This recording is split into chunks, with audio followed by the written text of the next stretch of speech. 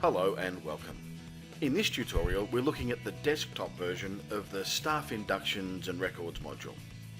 This is one of the most powerful modules in the system and allows for the creation and management of basic staff information, as well as the option to complete a 3-step staff induction. This module is also where WHS training plans and records are generated, as we'll see in a moment. Like all system modules, the access and inclusions visible in this module vary according to individual user access levels that are controlled in the user management module. However, for the purpose of this tutorial, we're seeing everything as a workplace administrator would see it.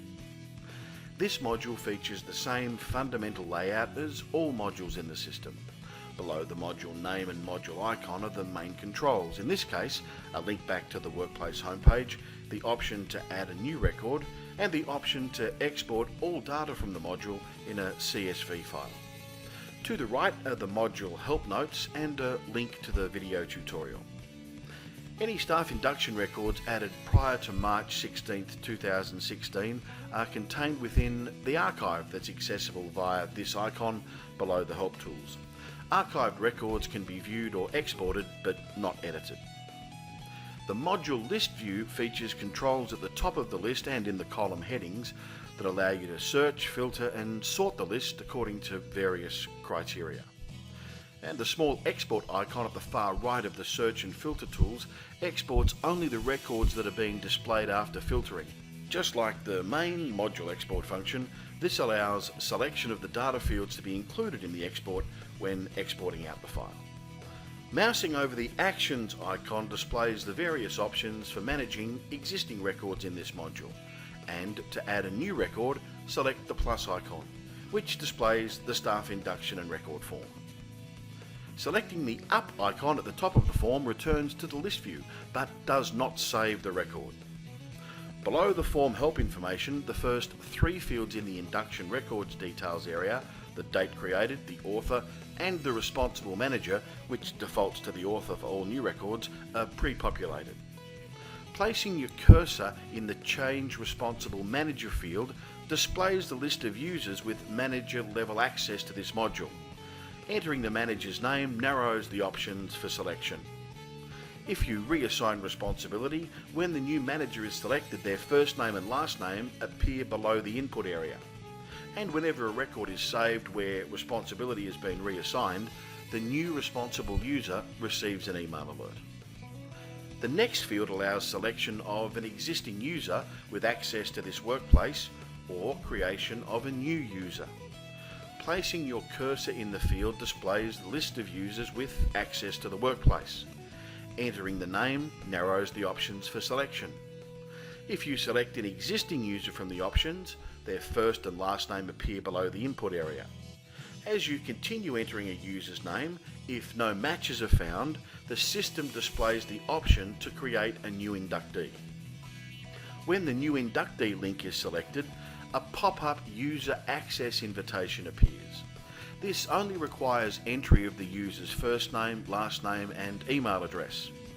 When you've entered the information, select the Invite button. The system then sends an invitation to the user to access the workplace, which then requires the user to accept. The following 3 fields are for internal reference only, as the field tooltips explain. However, the employment status field is required and important, as any reminders relating to WHS training qualifications associated with this staff induction rely on the employment status being active. Selecting Yes next to the next question, do you want to create a staff induction, reveals additional information related to the induction. As per the tooltip on the induction title field, every staff induction created can be reused as a template for future inductions. For future reference, try naming an induction something you'll remember, like template for the bar staff or template bottle shop manager, etc. Then the next time you create a staff induction, the title you've selected will be included in the option in the next field, the preload job role specific questions from a previous induction field. Placing your cursor in this field displays the list of previous induction titles. Entering the required title narrows the option for selection.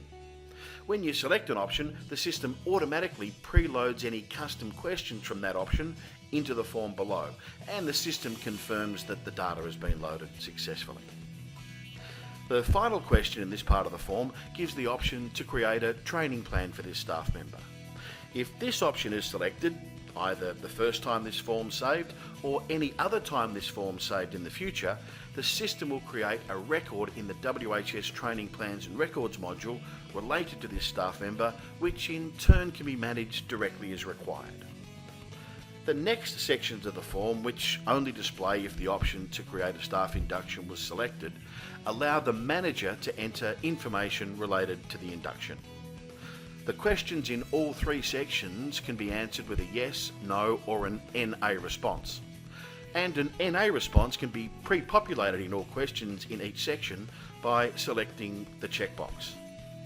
Comments are optional for all questions, unless a no response is selected for any of the questions in the first two sections, a general induction and workplace induction tour of workplace, in which case a comment is compulsory. Each question within these sections with a no response generates a related task in the system with the comment as the description for management as required when the form is saved. And when the form is saved, if any tasks are being generated, the system will alert you.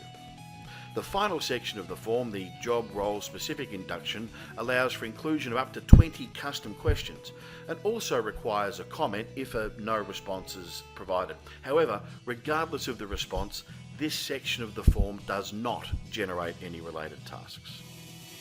The bottom of the form then presents the manager with two different save options. The first, Save for Later Management, saves all the information recorded, generates any related tasks and related WHS training plans, but doesn't trigger an inductee questionnaire to the staff member, and the status of the induction will remain new, awaiting manager processing. In fact, the record can be saved as often as required using this first save option, but the status will always remain new, awaiting manager processing. To commence the actual staff induction process, the second save option, Send Induction Questionnaire to Staff Member, must be selected.